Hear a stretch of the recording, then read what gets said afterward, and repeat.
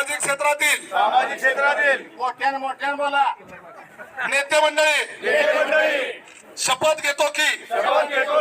ही शपथ नागनाथाच्या चरणी नागनाथाच्या साक्षीला राहून कधी मोडणार नाही अशी ही शपथ घेतो की मोहोळ तालुक्यावर आघात झालेला हे जे नवीन तहसील कार्यालय अनगर येथे झालेले आहे ते रद्द होईपर्यंत आणि मोहोळचा आमदार राजन पाटलाच्या विरोधातला निवडून आणण्यापर्यंत आम्ही आमची एकजूट अशीच कायम ठेवू अन्यथा